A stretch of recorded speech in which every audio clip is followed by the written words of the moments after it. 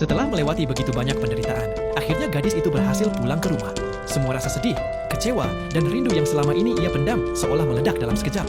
Air mata kebahagiaan memenuhi matanya saat ia mengangkat tangan untuk mengetuk pintu. Namun, sebelum sempat melakukannya, ia mendengar percakapan dari dalam rumah. Ayahnya berkata kepada adik laki-lakinya bahwa hanya jika kakaknya sudah tiada, barulah sang adik bisa bersekolah. Mendengar ucapan itu, Sulin merasa seperti disambar petir.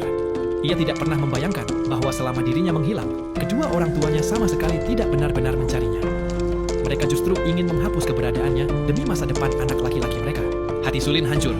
Ia tidak percaya keluarganya bisa menyerah begitu saja terhadap dirinya. Tanpa sanggup masuk ke rumah, ia meringkuk di depan pintu dan tertidur di sana sepanjang malam. Keesokan paginya, suara ibunya membangunkannya. Sulin segera berdiri dan bersembunyi di sudut, mengintip keluarganya dari kejauhan. Ia melihat ayah, ibu, dan adiknya tersenyum bahagia bersama, seolah-olah dirinya tidak pernah menjadi bagian dari keluarga itu. Tak lama kemudian, sebuah mobil mewah berhenti di depan rumah. Orang yang turun dari mobil itu adalah musuh Sulin. Jantungnya berdegup kencang. Pria itu menghampiri ayahnya dan menyerahkan setumpuk uang agar masalah yang pernah terjadi tidak lagi dipersoalkan. Ayah Sulin tampak ragu cukup lama. Namun pada akhirnya, ia tetap menerima uang tersebut. Bahkan, di depan semua orang ia berkata bahwa keluarganya sejak dulu hanya memiliki seorang anak laki-laki dan tidak pernah mempunyai anak perempuan. Semua ucapan itu terdengar jelas oleh Sulin yang masih bersembunyi. Harapan terakhir yang ia miliki terhadap keluarganya pun benar-benar hancur. Dengan hati yang dipenuhi luka, ia mengambil tas ranselnya dan berjalan pergi sambil tertatih tanpa menoleh lagi. Sebelum meninggalkan tempat itu, Sulin berpamitan kepada satu-satunya orang yang pernah peduli kepadanya, yaitu Gu Hao.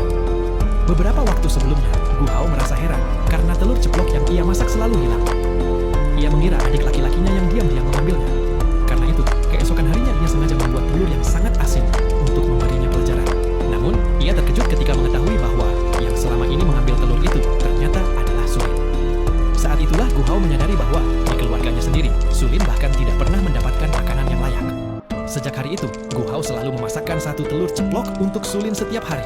Sulin membalas kebaikan itu dengan senyum penuh rasa syukur. Setelah mengucapkan selamat tinggal kepada satu-satunya orang yang pernah membantunya, ia menghilang di balik gang sempit. Di dapur, Gu Hao sempat melihat bayangan Sulin. Namun ketika ia bergegas keluar, jalanan sudah kembali sepi. Sulin terus berjalan tanpa tujuan sepanjang hari. Saat berada di dekat saluran air, ia bertemu kembali dengan seorang pria tunawisma yang dulu pernah menyelamatkan hidupnya.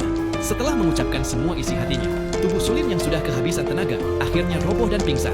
Ketika sadar, ia mendapati dirinya berada di tempat sederhana yang menjadi tempat tinggal pria tunawisma tersebut. Pria itu kemudian memberikan sebuah hadiah yang telah ia siapkan dengan penuh perhatian, yaitu sebuah syal baru. Pada titik terendah dalam hidupnya, Sulin tidak lagi mampu menahan tangis.